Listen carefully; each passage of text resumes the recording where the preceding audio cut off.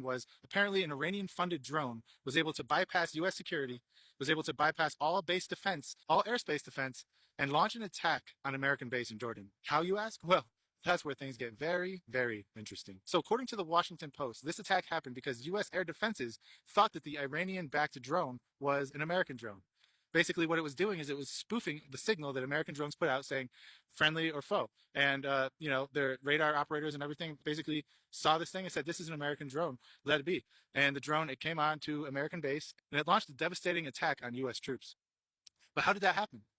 It seems pretty unlikely that a Iranian-backed drone. Now remember, the narrative is that Iran has no technology, they're not advanced at all, and they're basically Stone Age. That's what they want us to believe. Is that true? I don't think so. Now, the way I see it, there's three distinct possibilities.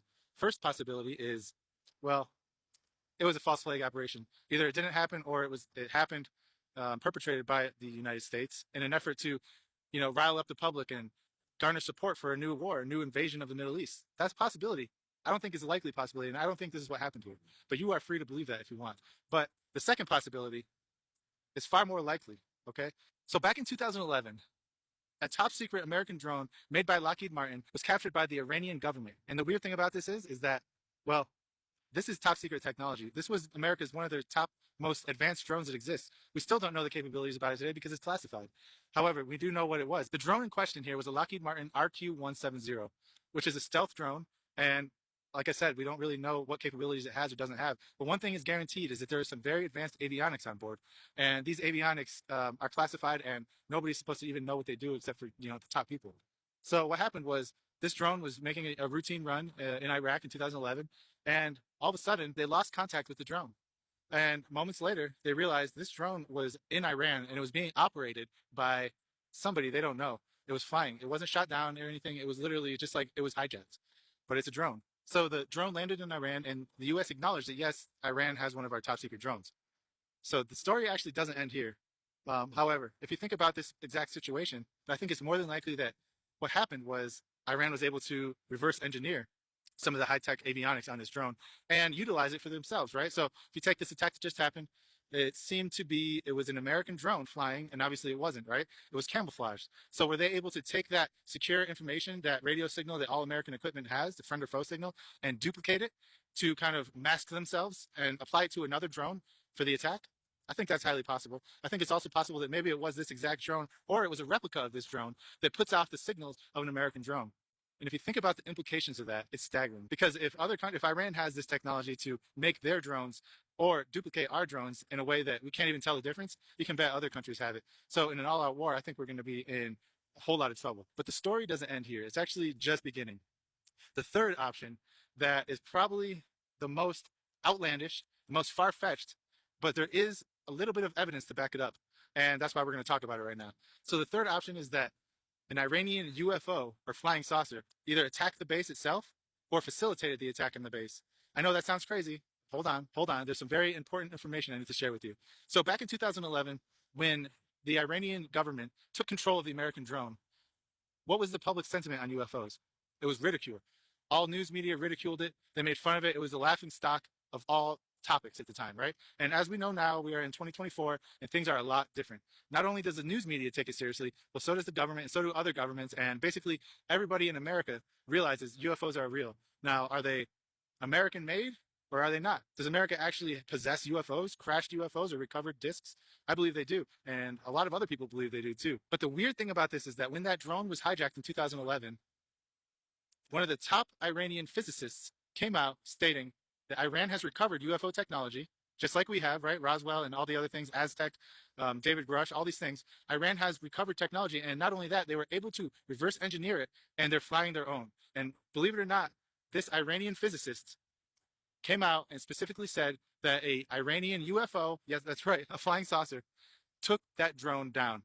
Not only took it down, it took control of it and then flew it into Iran, safely landed it where they were able to, take it apart, disassemble it and all that. I know this sounds crazy, but you're going to want to see what I found. Quote. If you're an Albertan and you've got more than 10... Quote. Iran's flying saucer downed U.S. drone, engineer claims. We have no comment for this individual's claims, George Little, the Pentagon's chief spokesman, says. But tell him the secretary would like his lightsaber back. Late last month, Iran put on display what it insisted was a captured American stealth drone. At the time, Tehran claimed it brought down the RQ-170 with a sophisticated electronic attack. Nonsense, says one Iranian engineer, who claims to have inside knowledge of the drone nab.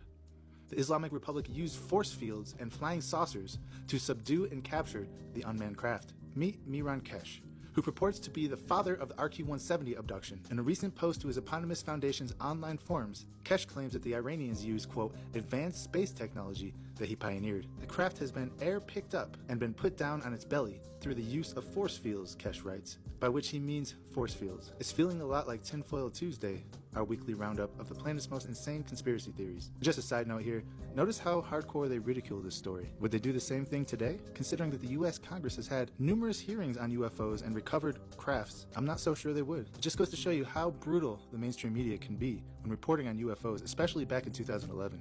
Let's keep reading. The defense secretary would like his lightsaber back. The US has yet to confirm that the drone Iran claims to have is actually the stealth, quote, beast of Kandahar.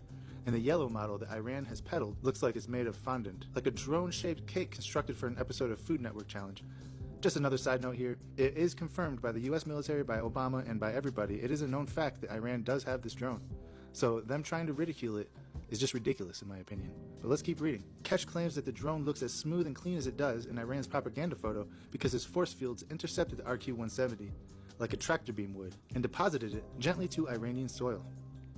As summarized by Pure Energy Systems News, Kesh's technology, part of an Iranian flying saucer program, harnesses, quote, a fusion reaction that manipulates dark matter, regular matter, and antimatter, end quote. His description sounds almost exactly like Bob Lazar and David Grush. Here we are 13 years later, and everything he's saying here turns out to be credible. Let's continue reading. Kesh himself suggests that Iran's advanced space program has yielded flying saucers and used them to down the drone. The Iran spaceship program has the capability of jamming and blocking any incoming radar, he writes. As we have explained a month ago on this forum, and now we see the practical use of the technology. Ironies abound. Iran allegedly has alien technology, but it can't seem to put together a decent nuclear bomb. Quote, and the beast of Kandahar, which is the RQ-170, well, it's got an alien connection, too, in a sense. As you can learn from this fascinating documentary, flying wing technology of the sort displayed by the RQ-170 was first developed by the Nazis. After the war, the US imported Nazi weapons and scientists, like the missile specialist Werner von Braun, under a program called Operation Paperclip. Among them were flying wing gurus, the Horton brothers. One theory holds that the subsequent American UFO sightings were actually people seeing US flights of the Horton's unfamiliar back-shaped aircraft. So now they're trying to say that all UFO sightings are just these flying wing designs? Give me a break. In other words, the RQ-170 may have been born from flying saucers, sort of.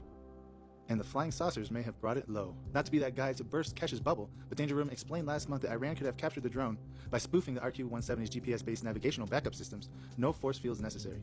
Kesh isn't interested in any of that.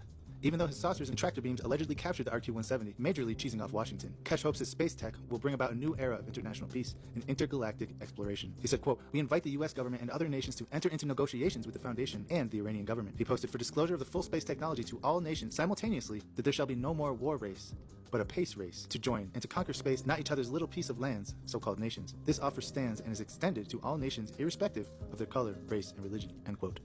So what do you think about this situation? Do you think it's actually feasible that a UFO controlled by Iran was able to maybe launch an attack or even just down that drone in 2011? And if Iran does have UFO technology, well, what else do they have, right?